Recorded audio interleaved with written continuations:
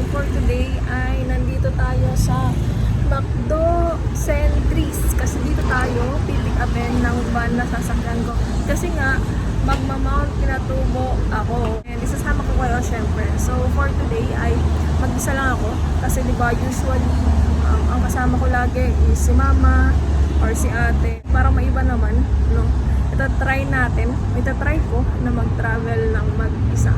So wala talaga ako at least kilala sa mga kasama ko ngayon. So dapat after ng travel na to, no, makakilala tayo ng ibang mga tao, no? And yun yung goal natin. Aside sa ma-discover yung sarili ko, no, ng mag-isa. And ma-practice na ako naman mag-travel mag-isa. So solo tayo. Let's go! It's raining and sana hindi po tayo maulanan mamaya. Sakay na kami guys. Ayan. This.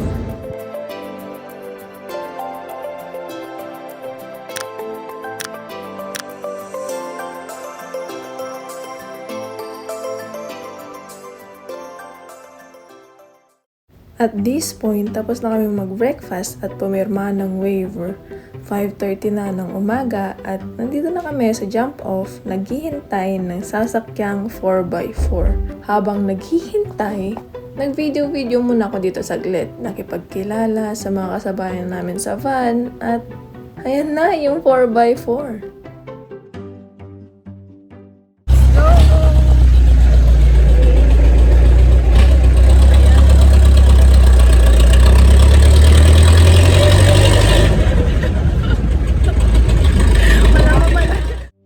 Ramdam ko na nga agad yung saya pagkaalis pa lang namin sa jump off. Medyo nakakahiya lang, pero ganyan talaga ako. Ang tagal ko rin kasing pinangarap na makapunta dito. At ngayon, nandito na ako.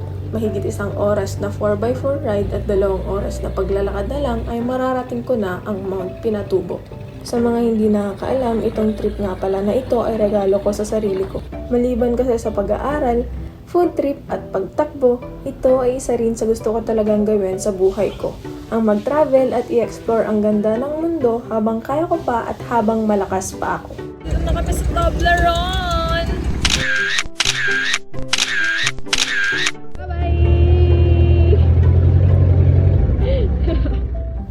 Matapos ang 5 minutong stopover sa Toblerone Hills ay nagpatuloy na kami sa pagbaybay sa mabato at matubig na daan sakay ang 4x4.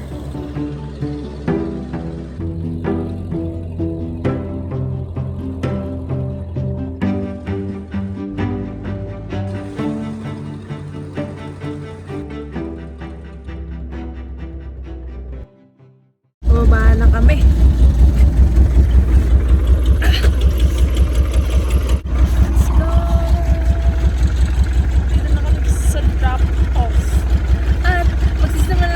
Maglakad. So, sabi ko bawal. Sabi ko bawal.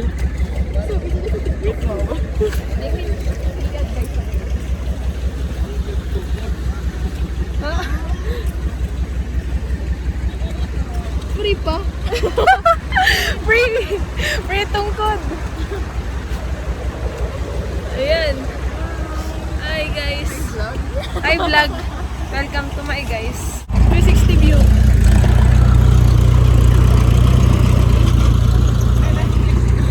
Dito na tayo sa jump.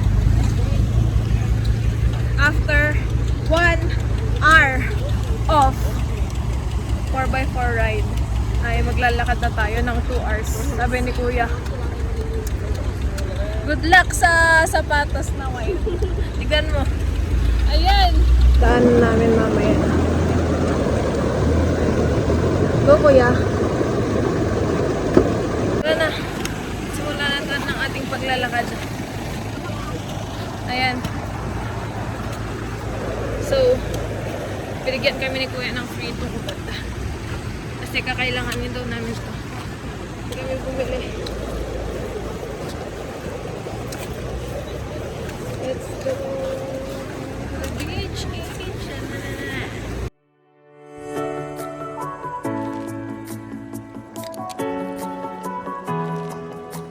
Nakatawid Punta kami sa unang kanal.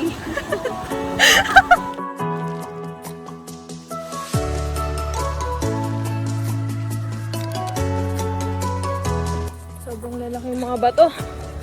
Galing sa bundok ng Tarala.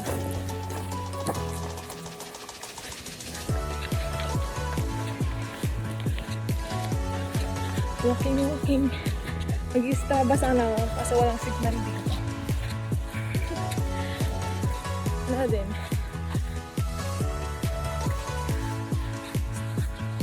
Nararamdaman ko na yung init.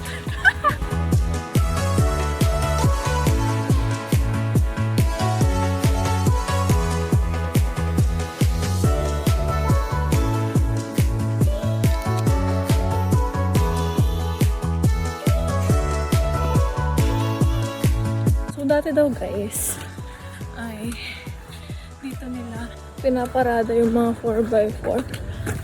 Pero, dahil nga sa sobrang nakita nyo naman kanina, ang lalaki mga bato yung mga dinaanan namin, ayan, doon na lang nila pinark sa may bandang harapan. So parang, tsaka 1 kilometer ata yung layo. Ito, hanggang dun sa pinagparkingan kanina. So yan, tingnan nyo naman, sobrang lalaki na nga ng mga bato. At di na yan kakainin ng 4x4 guys. So okay na lang nalakarin. Kung nakikita nyo yan, ayun yung angkitin namin. Charis! Joke lang. Then na kami maglalakad. Tingnan nyo naman yung mga bato, sobrang lalaki. Hindi na talaga yan kakayanin ng 4x4 dito. Lalaki. Galing yan sa bundok. Landslide. Kasi sobrang init na. Solo joiner tayo. Kaya bawat tayong maging dito. Kaya dapat lagi tayong mag-ingat. Safety first dapat.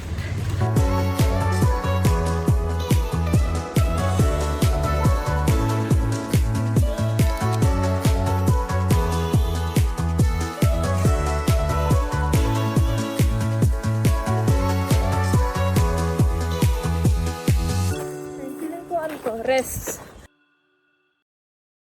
Try ko tutakbuhin pagpa-uwi. Try natin dito mag-trail run. Ano mo naman? Bangin na yan.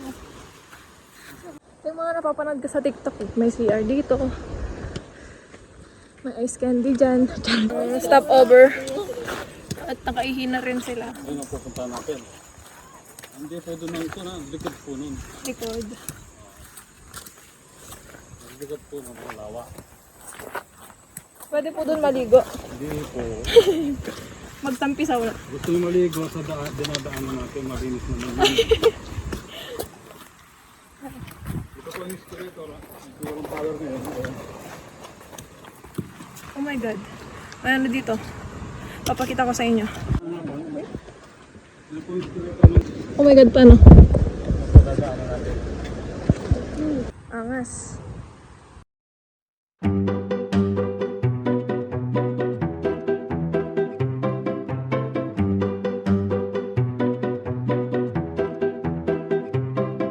Hi! 2.5 kilometers. Ayan. Sa bato na lang sila nagsasampay. Solid. Opo. Anong ginagawa nun? May pinupukpuk. Ano ba nga?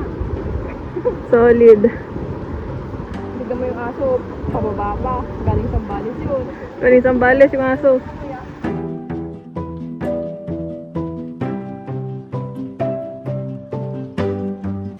Third stop point. Stop over.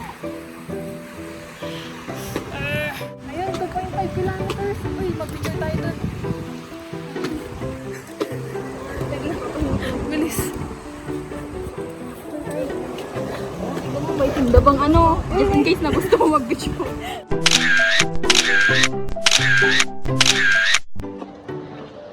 Ayun guys, sobrang daming gold dito. Pumunta na kayo. Kalawang. Yan, gold. Solid.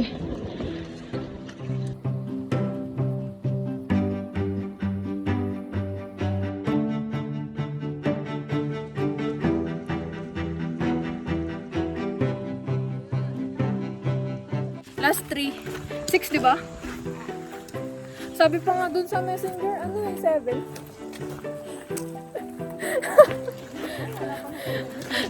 Tapos ano, kasi tawag dito, yung mga namumundok talaga dito, sinasabi nila, ano, malapit na daw, malapit na, kaso, yung ending, ang layo pa pala. Mga inaano tayo ni Kuya.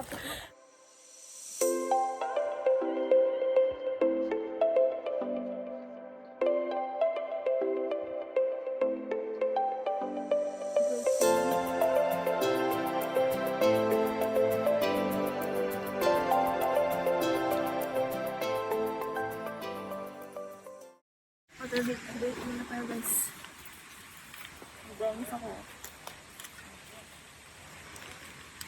Meron din naman fertilizer niya. Meron din ako eh. Pero hindi ko nila. Tinatamad ako ilabas. Pero nandun na tayo. Konti na lang. Gusto mo ba mag-hotdog? Magalas naman yung paya. Ano yung aso? Kasi malayo pa yun. Ha? Hindi pa nilakad natin. Hindi pa naman nakabutin. Bibili na ako. Tayo bibili ng hotdog. Kuya, magkano po? Hotdog. 50 lang po. 50 lang po. Dalawa po.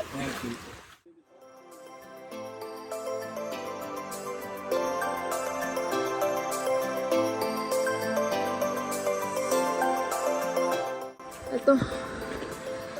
After the rest, lalakad na ulit. Hindi na lang. Konti na tubig. Feeling ko sa likod ng bundok na yun. Yun na yun. Young age. That's easy. Ay, sa baba pala. Kala ko pataas. Sorry. My bad. Let's do it 10 minutes. 4x4 parking area. Dito pala yun. Mali ako nang sinabi. Dito pala ang 4x4 parking area. Ito yung dating parking area. So, tama nga. Mali ako nang tinutukoy kanina. So, dyan. Tapos 1 kilometers na lang. Pag hanggang dyan. Pag dyan pa rin yung parking area. Kaya na po, kaya ko na po. Thank you po. Imagine kapag dyan yung parking area hanggang ngayon. Hindi sana kami naglakad ng sobrang haba. No? Pero okay lang din. Kasi mas enjoy kapag mas mahaba yung nilalakad. Mas ma-feel mo yung nature. Nature vibe talaga. Sobrang init na. It's already 9 a.m. Start kami. 4:06 ata. Enjoy traversing on curving trail. Watch your step. So ito, ang curving trail.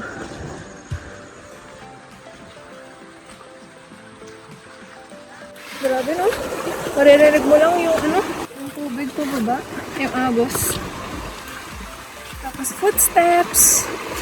Sobrang nakaka-relax. Ito ang nature trip. Solid na nature trip guys. So, i-try namin. It's all worth it at the end, promise. Hindi kayo Yan po, sa ngayon. hindi kayo magsisisi. Naririnig ko na sila. Bakit? Kagi. Wag. Pagod. Naririnig ko na sila eh. Ano naman yung nilalakad namin. Ayan guys. 150! Ba't ganun? Oo. 150 pa. Oh, sorry. Pag nakasandals ka naman, hindi nakasugat ng paa. Hindi. Mas okay kasi pag nakasandals tapos basa. Pag namumundok ako, nakasandals lang ako. Hindi naman. Depende sa paglalakad. Kada mamumundok ako, may natatanggalan ng selas ng sapatos. Hindi talaga sa tao. Depende. Kung paano sila maglakad, ganun. Tsaka sa hirap nung nilalakaran din siguro. Kunti na lang. Guys, kapit. Makikita na natin ang beautiful disaster. Ayun, may nakita na akong kasabay. Ayan! 100 meters na lang. Ayan o. Konti na lang yan. Nakailang ganito na. Balik na tayo. Ayun.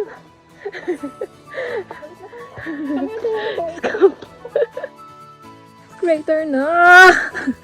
Few more step to crater view deck.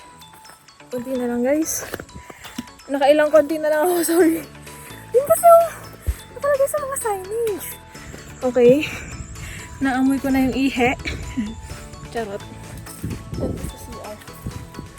Ganda ng CR nila. Kulay green din para pair sa nature. Ayan. Hey! Hey! Hello po. Hi. Andito na tayo. Sa wakas.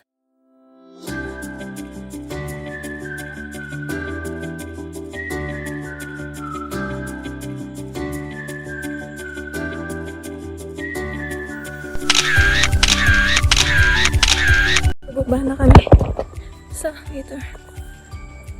Ayan. Dito na kami guys sa crater mismo. Sa lake. Ayan, abot kamay ko na pero ayokong hawakan. Baka ako ay mamatay. Charot. Mahirap na graduating pa naman ako. Ito talaga yung bucket list ko, makapagtampisaw dito. Yay! Solid! Ito na lang yung drone shot to.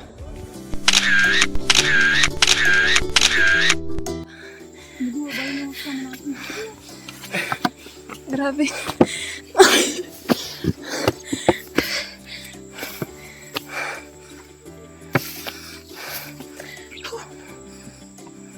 Hey, we're at